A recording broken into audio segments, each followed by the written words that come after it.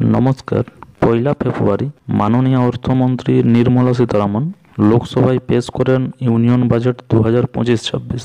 এই ইউনিয়ন বাজেটের যে থিম, সেই থিম রয়েছে agriculture as the first engine, MSME as the second engine, investment as the third engine, exports as the fourth engine. এগ্রিকালচারে প্রধানমন্ত্রী ধন ধান্য কৃষি যোজনার কথা বলা হয়েছে। যে সমস্ত জেলার কৃষি ফসলের উৎপাদনের হার কম, সেই রকম মোট ১০০টি জেলাকে চিহ্নিত করা হবে। রাজ্য সরকারগুলির সঙ্গে মিলে ওই ১০০টি জেলার কৃষি উন্নয়নের কাজ করবে কেন্দ্র। এই যোজনার মূল উদ্দেশ্য হল কৃষি উৎপাদন বৃদ্ধি করা। এই প্রকল্পের ফলে ১,৭০,০০,০০০ কৃষক উপকৃত হবেন।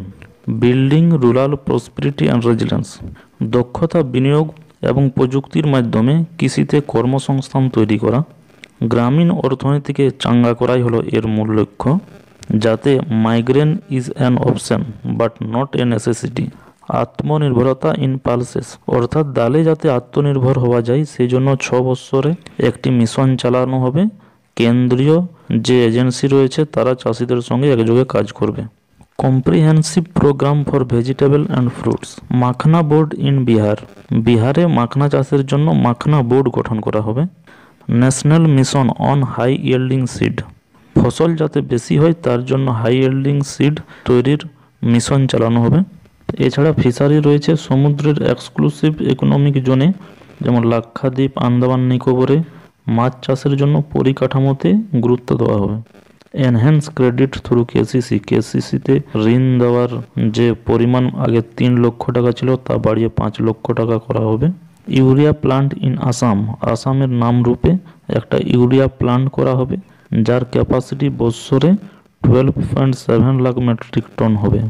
এমএসএমইতে রয়েছে focus product scheme for footwear and leather sector, অর্থাৎ জুতা, চপ্পল এবং চামড়ার সেক্টরের উৎপাদন বাড়ানোর উপর গুরুত্ব দেওয়া হবে।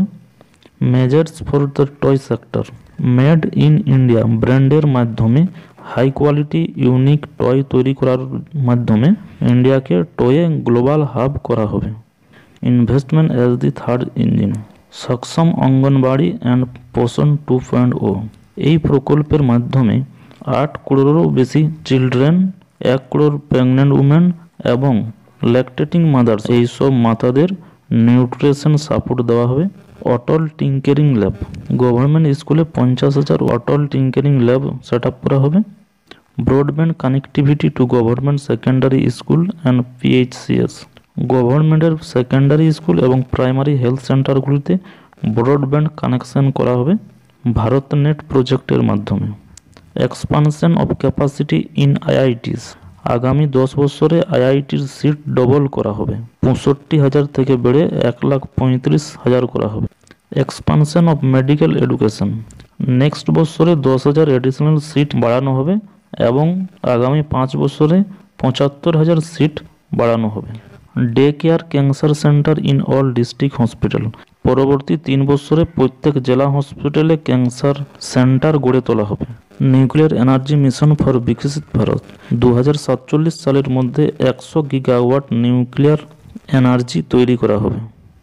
এছাড়া ৩৬টি জীবনদায়ী ওষুধে সম্পূর্ণ ট্যাক্স ফ্রি করা হবে। ৬টি জীবনদায়ী ওষুধে ট্যাক্স ৫% কম করা হবে। এছাড়া বাৎসরিক ইনকাম ১২ লাখ টাকা হলে ট্যাক্স ফ্রি করা হয়েছে। ১২ লাখ থেকে ১৫ লাখ হলে ১৫% ট্যাক্স, ১৫ লাখ থেকে ২০ লাখ হলে ২০% ট্যাক্স এবং ২০ লাখ থেকে ২৪ লাখ হলে ৩০% ট্যাক্স এবং ২৪ লাখের উপরে ৩০% ট্যাক্স করা হয়েছে।